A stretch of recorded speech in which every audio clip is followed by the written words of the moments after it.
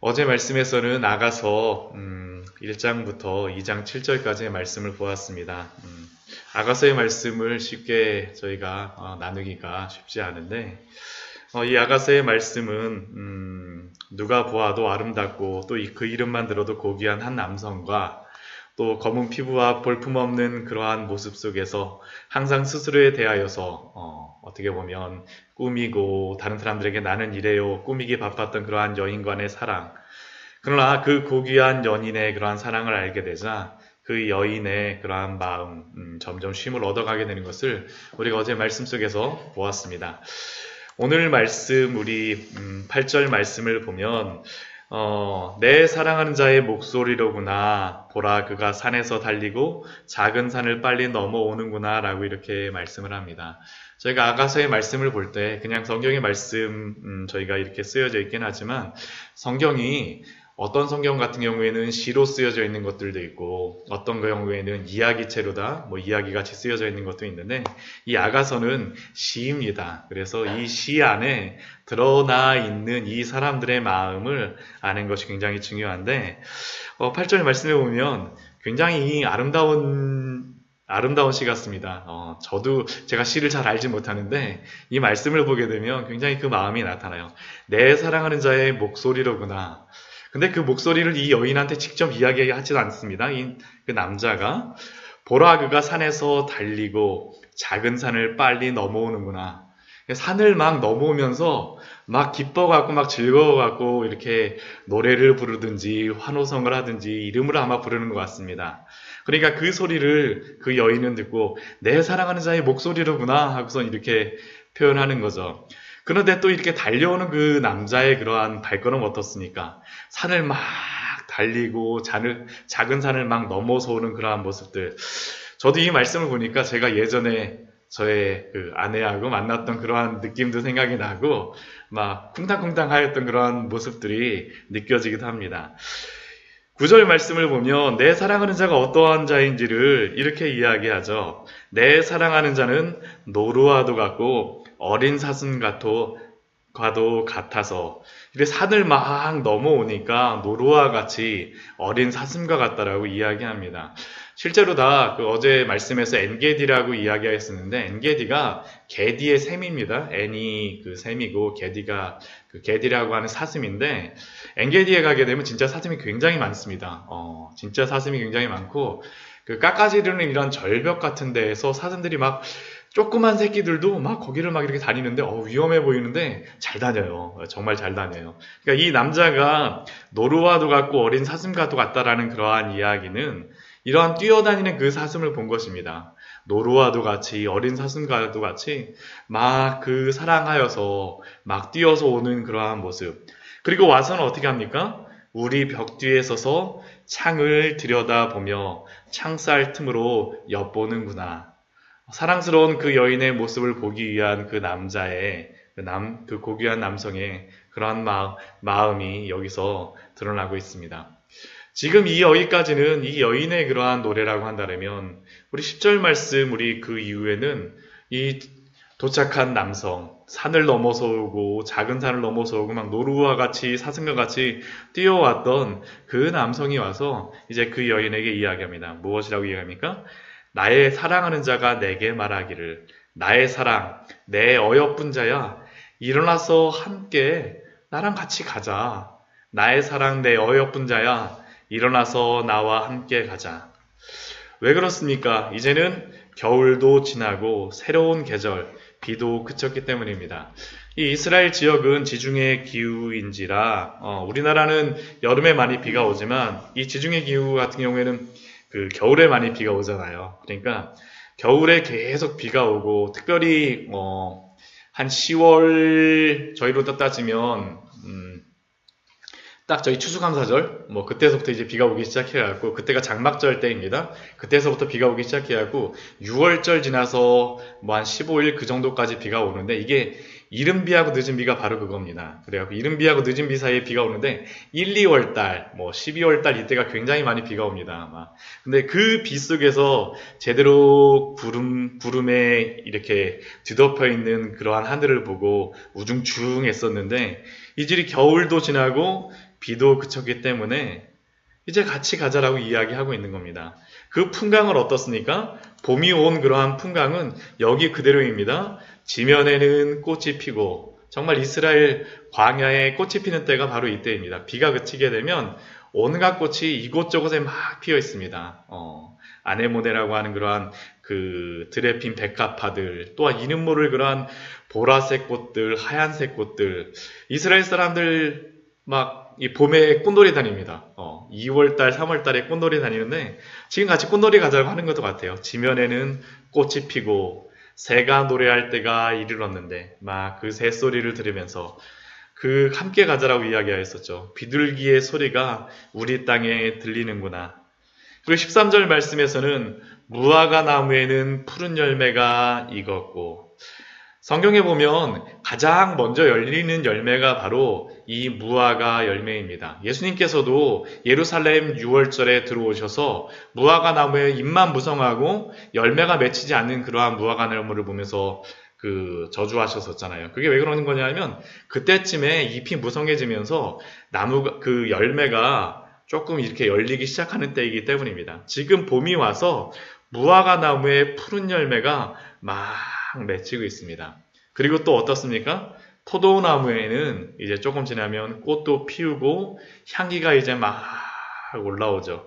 저희 포도나무에서 향기는 못 맡아봤는데 아마 그 포도나무에서 아마 향기가 많이 올라오는 것 같아요. 포도나무는 꽃이 피고 향기를 토하는구나. 다시 한번 그 여인에게 그리고 이러한 풍광을 보면서 그 남자가 다시 한번 그 여인에게 이야기합니다. 나의 사랑, 나의 어여쁜 자야, 일어나서 함께 가자. 도착하자마자 함께 가자라고 이야기했는데 이런 것들 다 보이지 않니? 함께 같이 가자라고 다시 한번 이야기합니다. 그리고 이번에는 14절에서는 그 여인의 그러한 아름다움을 다시 한번 노래해 주죠. 바위 틈 낭떠러지 은밀한 곳에 있는 나의 비둘기야.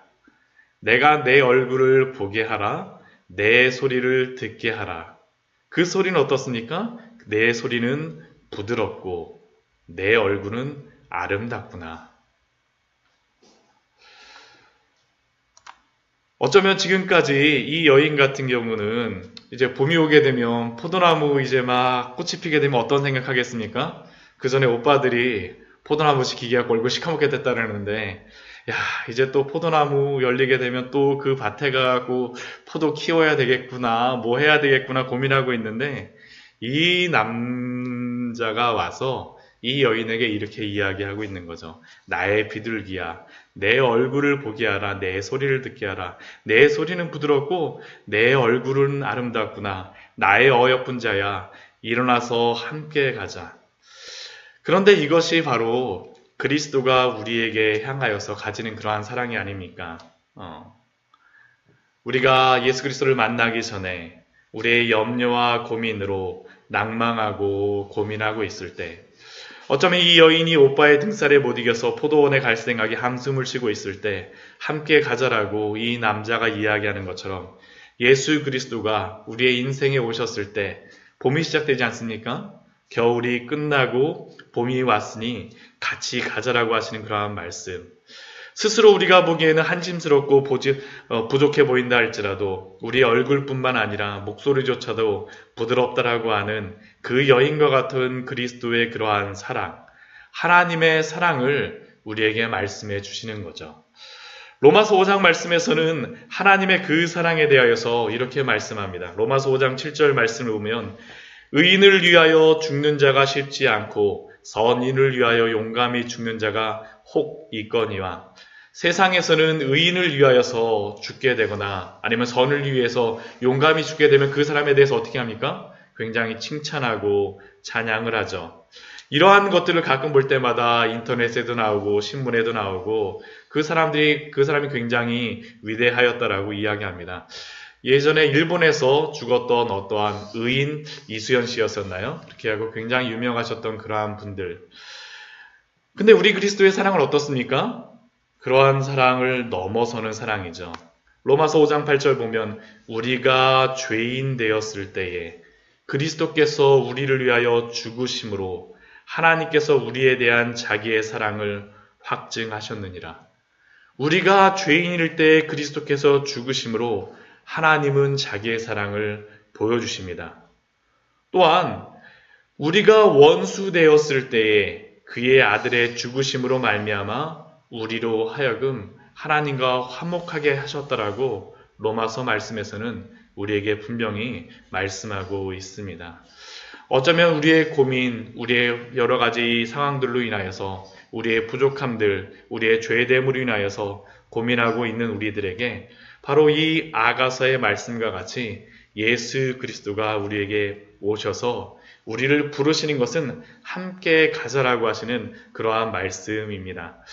그러나 그러한 예수 그리스도의 그러한 함께 가자라고 하는 것들, 이 남자의 그러한 함께 가자라는 그러한 것들이 있음에도 불구하고 그 포도원에는 또 다른 위험도 있는 것 같습니다. 15절 말씀을 보면 이렇게 기록되어 있습니다. 우리를 위하여 여우 곧 포도원을 허는 작은 여우를 잡으라. 우리의 포도원에 꽃이 피었음이니라. 여기에서 나오는 이 작은 여우가 무엇인지는 잘 모릅니다. 그러나 이 여우가 이 포도원을 위협하는 존재라는 것을 알 수는 있죠. 포도원을 헐 수 있는 그러한 존재. 창세기 말씀으로 본다면 뱀과 같은 그런 존재일 수도 있습니다. 우리의 삶에 적용하여 본다면 그리스도와 우리와의 관계를 깨버리는 또 다른 죄들이 우리의 삶 속에 계속 들어올 수 있음을 우리는 날마다 우리의 삶 속에서 발견할 수 있습니다. 그 사랑의 관계 안에서, 그 사귐의 관계 안에서 분명히 우리는 또한 이 말씀을 통하여서 우리의 포도원을 허는 작은 여우를 우리는 날마다 조심하고 또한 이러한 것들을 향하여서 깨어 있어야 됨을 또한 아가서 말씀은 우리에게 말씀합니다. 그리고 2장 16절 말씀을 보면 이렇게 기록하고 있습니다. 내 사랑하는 자는 내게 속하였고 나는 그에게 속하였도다. 그가 백합화 가운데에서 양떼를 먹이는구나. 저희가 아가서 말씀을 지금 보면서 계속 반복되는 어구가 나오는 것을 발견할 수 있습니다. 내 사랑하는 자야, 이렇게 또 7절 말씀에도 보면 예루살렘 딸들아, 이렇게도 하지만 2장 16절 말씀도 이것도 반복되는 그러한 어구 중에 하나입니다. 후렴과 같은 거죠. 근데 저는 이 말씀이 나중에 6장에서도 나오고 7장에서도 나오지만 이게 굉장히 아가서의 핵심적인 그러한 말씀이라고 생각을 합니다. 우리가 사랑이라고 하는 것을 무엇으로 이야기할 수 있을까요? 아가서에서 저는 이 사랑을 이것으로서 시인은 기록을 했다라고 생각을 합니다.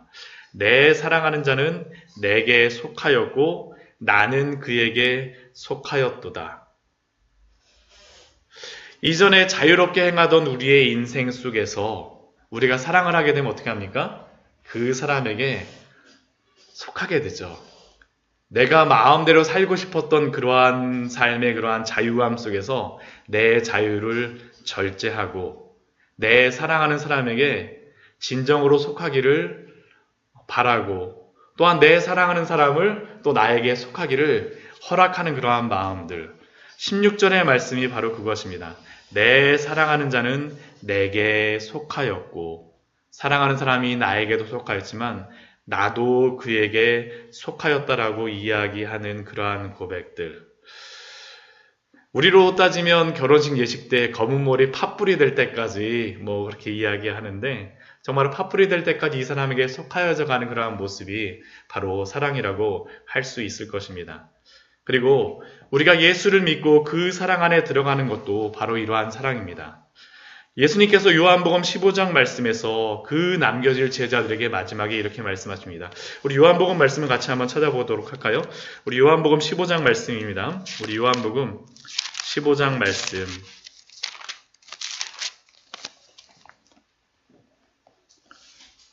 요한복음 15장 4절서부터 6절까지의 우리 말씀, 예수님께서 그 제자들에게 말씀하시는 이 말씀, 우리에게도 지금 말씀하시는 것 같습니다. 우리 요한복음 15장 4절, 5절, 6절 말씀입니다. 같이 읽겠습니다. 내 안에 거하라, 나도 너희 안에 거하리라. 가지가 포도나무에 붙어있지 아니하면 스스로 열매를 맺을 수 없음 같이 너희도 내 안에 있지 아니하면 그러하리라. 나는 포도나무요 너희는 가지라. 그가 내 안에 내가 그 안에 거하면 사람이 열매를 많이 맺나니 나를 떠나서는 너희가 아무것도 할 수 없음이라. 사람이 내 안에 거하지 아니하면 가지처럼 밖에 버려져 마르나니 사람들이 그것을 모아다가 불에 던져 사르느니라. 아멘. 우리가 예수 그리스도를 믿는다라고 하는 것은 그의 안에 속하여 간다라는 것을 의미합니다. 우리가 참되게 예수 그리스도 안에 속하여야 하지만 예수님은 또한 우리에게 열매를 많이 맺을 수 있다라고 말씀하여 주십니다. 이것이 바로 우리가 예수 그리스도 안에서 그 사랑을 누리는 그러한 모습이죠. 그 예수 그리스도가 어떤 분이십니까? 그가 백합화 가운데에서 양떼를 먹이는구나. 예수님의 모습을 또한 선한 목자로서 우리에게 알려주고 있습니다. 그가 백합화 가운데에서 양떼를 먹이는구나. 즉 이 남자는 목자와도 같이 흡사 시편 23편의 모습으로 그 남자를 또한 아가서 말씀에서는 우리에게 말씀하고 있습니다. 우리의 참된 목자가 되어오시는 그리스도에게 속하는 것이 바로 아가서에서 말하는 또한 사랑이라고 우리에게 알려준다라고 할 수 있습니다. 말씀을 정리하도록 하겠습니다. 그 겨울 같은 폭풍 후 그 긴 고난의 시간 끝에서 만난 그 연인은 한달음에 산을 넘어와 달려와서 말합니다. 겨울이 끝났으니 나와 함께 가자. 그리고 그 여인은 그러한 남자의 초대에 대하여서 사랑은 바로 속하여서 가는 것이다라는 것을 깨닫습니다. 우리가 예수 그리스도를 만나는 것도 동일하지 않습니까? 우리의 인생에서 만난 예수님은 우리에게 다가오셔서 말씀하십니다. 나와 함께 가자. 그리고 우리가 예수님과 함께 가고 그의 안에 속하게 될 때 우리는 또한 참된 기쁨과 참된 믿음의 열매를 맺을 줄 믿습니다. 내 사랑하는 자는 내게 속하였고 나는 그에게 속하였도다. 그가 백합화 가운데서 양떼를 먹이는구나. 같이 기도하도록 하겠습니다.